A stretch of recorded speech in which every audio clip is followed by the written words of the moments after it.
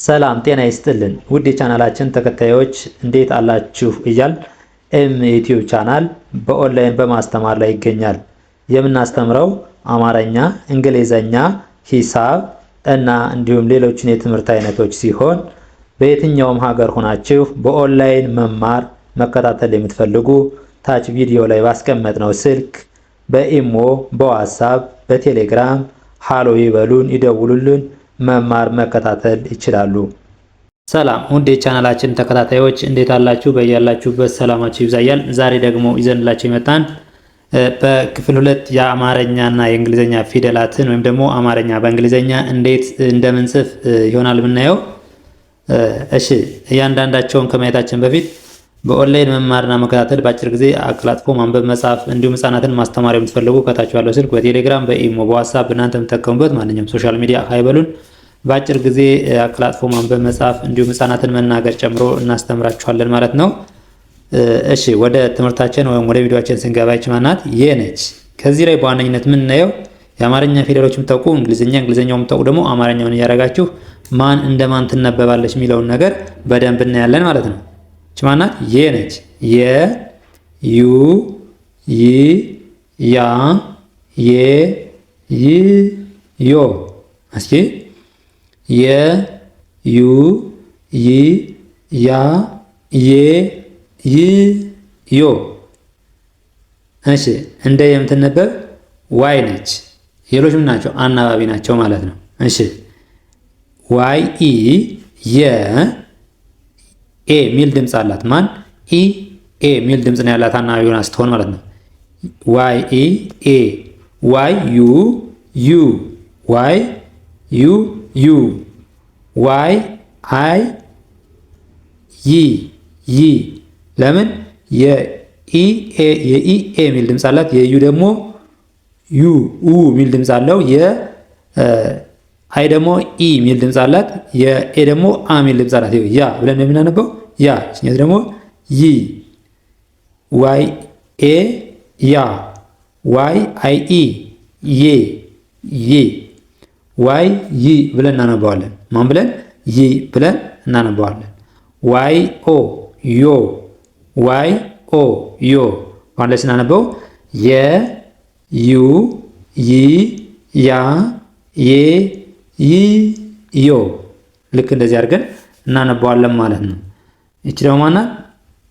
እቺ ደግሞ ነ ነች። ነ ነ ነ ኑ ኒ ና ኔ ን ኖ። እስኪ ነ ኑ ኒ ና ኔ ን ኖ። እሺ እንደ እንትነበብ ማናት ብለን ስናይ ደግሞ ኤን ኢ ኤን ኢ ነ ነ ምን ይሆናል? ነ ኤን ዩ ኑ ኑ ኤን ዩ ኑ ኤን አይ ኒ ኤን አይ ኒ ኤን ኤ ና ና ኤን አይ ኢ ኔ ኤን አይ ኢ ኔ ኤን ን ብለን እናነባዋለን። ኤን ኦ ኖ ኖ። ስለዚህ ነ ኑ ኒ ና ኔ ን ኖ። ይሄኛውን ስናነበው ይሄኛውንም አብረን እያነበብነው ነው። ይሄኛውን ስናነብ ደግሞ ይሄኛውንም አብረን እያነበብነው ነው ማለት ነው። ስለዚህ ነኑ ብለን ስናነብ ይሄኛውንም ነኑ እያልን እያነበብነው ነው። እሺ እቺ ደግሞ ኘ ናት። ከዚህ ጋር በዋነኝነት መያዝ ያለብን የመጀመሪያ ወይም ደግሞ አንዱ ፊደል 1 እስከ 7 ያሉትን አናባቢያቸውን መያዝ። ለምሳሌ የመጀመሪያ ፊደሎች ኢ፣ ሁለተኛ ዩ፣ ሶስተኛ አይ፣ አራተኛ ኤ፣ አምስተኛ አይ ኢ፣ ስድስተኛ የለውም፣ ሰባተኛ ኦ። የአንዱን ከያዛችሁ እስከ ታች ድረስ ሁሉም እንደው ተመሳሳይ ነው ማለት ነው። ከዛ በኋላ በቋሚነት የሚነበቡትን መያዝ ነው። አናባቢው ከ1 እስከ 7 ያለውን ሙሉ ለሙሉ ከአንዱ ላይ ያደርጋችሁትን ከአንዱ ላይ ትጨምሩታላችሁ ማለት ነው። ሌላው በቋሚነት የሚነበቡትን መያዝ ነው የሚጠበቅባችሁ ማለት ነው። ለምሳሌ እንደ የምትነበብ ዋይ ነች፣ እንደ ነ ደግሞ ኤን ነች ማለት ነው። ይህን ከያዛችሁ ይለው አናባቢውን 1 እስከ 7 ያለው መጀመሪያ ያላችሁትን እየተካካችሁ መሄድ ነው ማለት ነው። እቺ ደግሞ ኘ ናት። ኝ ደግሞ ከሌላው ላይ የምትለው ጂኤን ሁለቱ ተነባቢ ነው እንደ ኝ ተብሎ የሚነበብ። ሌሎች አናባቢዎች አሉ ግን በቋሚነት ማለት ቀያየር ጂኤን ኝ ተብላ ትነበባለች ማለት ነው። ስለዚህ ጂኤን ኝ የነበረው ኢ ሲጨምርበት ኘ ይሆናል። ኘ ጂኤን ኢ ኘ ጂኤን ዩ ኙ ኙ ጂኤን አይ ኚ ኚ ጂኤን ኤ ኛ ኛ ጂኤን አይ ኢ ኜ ጂኤን ኝ ጂኤን ኦ ኞ ኞ። ስለዚህ ኘ ኙ ኚ ኛ ኘ ኚ ኞ በቀላሉ እንዲያርገን ማንበብ ወይም ደግሞ መለማመድ እንችላለን ማለት ነው። ስለዚህ ከዚህ ጋር ለየት ያለች ኘ ነች። ለምን? ሁለቱ ተነባቢ ባንድ እንደ ኝ ስለሚነበብ ጂኤን ኝ ብለን ነው የምናነበው። ከዛ በኋላ ድምፁ የሚቀያይረው አናባቢዎች ወይም ደግሞ ባውሎች ናቸው ማለት ነው። ስለዚህ እንደ የምትነበብ ማናት ዋይ፣ እንደ ኤን ን፣ እንደ ነ ኤን፣ እንደ ኘ ደግሞ ጂኤን ብለን እንይዛለን ማለት ነው። እሺ ቀጣይ ደግሞ የምናየው ማን ነው? ቀጣይ ደግሞ ጀ ነው። ጀ ጁ ጂ ጃ ጄ ጂ ጆ። እንደ ጀ የምትነበብ ማናት? እንደ ጀ የምትነበብ ማናት? ልክ እንደ ገ የምትነበብ ማናት? እንደ ጠ የምትነበብ ማናት? እነዚህን ለይተን ማወቅ ነው። ከዛ ውጭ ያለው ድምፁ የሚቀይረው አናባቢው አንዱን ከያዝነው ሁሉም በተመሳሳይ ቦታ ስለሚሄድ ማለት ነው። ጀ ናት። እንደ ጀ የምትነበብ ጀ ናት። ራሷ ጀ ጀኢ ጀ ጀዩ ጁ ጀአይ ጂ ጀኤ ጃ ጀአይኢ ጄ ጄ ጂ ብለን እናነባታለን። ጄኦ ጆ። ስለዚህ ጀ ጁ ጂ ጃ ጄ ጂ ጆ። ሲደግም ያነባዋለሁ። እኛውም ተመሳሳይ። አሁን ደግሞ እኛው ላንበው። ጀ ጁ ጂ ጃ ጄ ጂ ጆ። በቀላሉ እናደርግ ነው እንዲያርገን ማንበብ ቻልን ማለት ነው። ስለዚህ ጀ ናት ማለት ነው። እንደ ጀ ናት የምትነበብ በድምፅም ተመሳሳይ ናት ይቺ ማለት ነው። እንደ ገ የምትነበብ ማናት? እንደ ገ የምትነበብ ደግሞ ጂ ናት። ጂ ጂኢ ገ ጂዩ ጉ ጂአይ ጊ ጂኤ ጋ ጂአይኢ ጌ ጂ ግ ብለን እናነባዋለን። ጂኦ ጎ።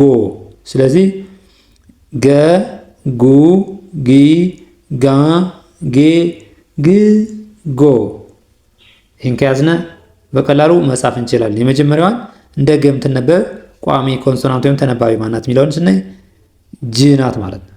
ጂ ይችን ከያዝነ ከዛ በኋላ የመጀመሪያ ፊደል ኢ ሁለተኛ፣ ዩ ሶስተኛ፣ አይ አራተኛ፣ ኤ አምስት፣ አይ ኢ ስድስተኛ፣ አናባቢ ሎብ ሰባት፣ ኦ ያልነ በሙሉ መጻፍ እንችላለን ማለት ነው። ስለዚህ እች ማናት? እች ደግሞ ጠ ነች።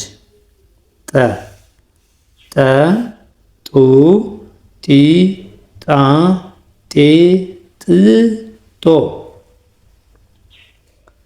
ይኸው ጠ ጡ ጢ ጣ ጤ ጥ ጦ። እንደ ጠ የምትነበብ ደግሞ ማናት? ቲ ነች። ቲ ቲኢ ጠ ቲዩ ጡ ቲአይ ጢ ቲኤ ጣ ቲአይኢ ጤ ቲ ጥ ብለን እናነባለን። ቲኦ ጦ። ስለዚህ ጠ ጡ ጢ ጣ ጤ ጥ ጦ እንደዚህ አድርገን እናነባዋለን ማለት። ስለዚህ ይህኛውንም ስናነብ ተመሳሳይ ነው። በዋነኝነት ግን መርሳት አሁንም መርሳት ማስታወስ ያለብን ነገር እንደ ጀ የምትነበብ ማናት? ጀ እንደ ገ የምትነበብ ጂ፣ እንደ ጠ የምትነበብ ቲ። የመጀመሪያው ከዛ በኋላ ያለውን ድምፅ የሚቀያይረው አናባቢው ከ1 እስከ 7 ያንዱን ፊደል ወይም ደግሞ ያንዱን ሌተር ከያዝ ነው ሁሉንም በዛ መልኩ በቀላሉ ማንበብ መጻፍ እንችላለን ማለት ነው። እሺ አሁን ደግሞ የምናየው ማን ነው? ጨ ነው። ጨም በተመሳሳይ ሁለት ኮንሶናንት ወይም ደግሞ ሁለት ተነባቢ ነው ያላት። ጨ፣ ጩ፣ ጪ፣ ጫ፣ ጬ፣ ጭ፣ ጮ። ጨ፣ ጩ፣ ጪ፣ ጫ፣ ጬ፣ ጭ፣ ጮ። ስለዚህ ሲኤች ብቻዋን ጪ ብለን እናነባታለን። ጪ ብለን እናነባት። ልክ እንደ ስድስተኛ ፊደል ጪ ብለን እናነባት። ከዚያ በኋላ ኢ ሲጨመርባት ምናል ጨ። እቺ የኢ ኤ የሚል ድምፅ አላት። ኤ ሲጨመርባት ጬ። የዩ ደግሞ ኡ የሚል ድምፅ አላት። ዩን ስንጨምርባት ምናል ጩ። ሲኤች ዩ ጩ። ሲኤች አይ የአይ ኢ የሚል ድምፅ ነው ያላት። ምን ይሆናል? ጪ።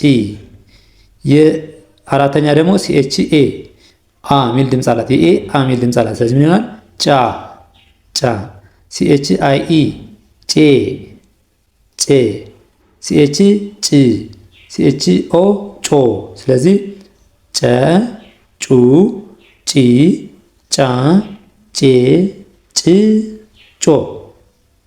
እንደዚህ አድርገን በቀላሉ የደጋገብን ማንበብ ይኖርብናል ማለት ነው። ምን ይኖርብናል?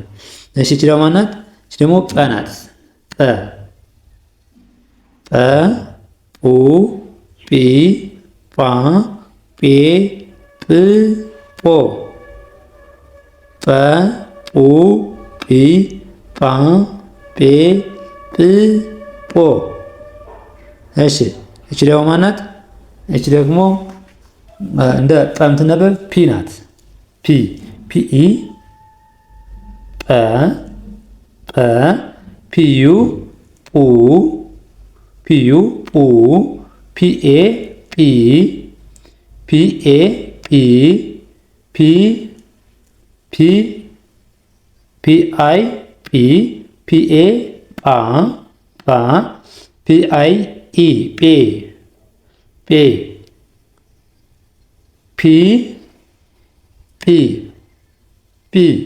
ፒኦ፣ ጶ።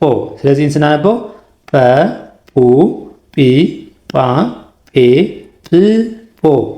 ይህኛው ተመሳሳይ ጰ፣ ጱ፣ ጲ፣ ጳ፣ ጴ፣ ጵ፣ ጶ።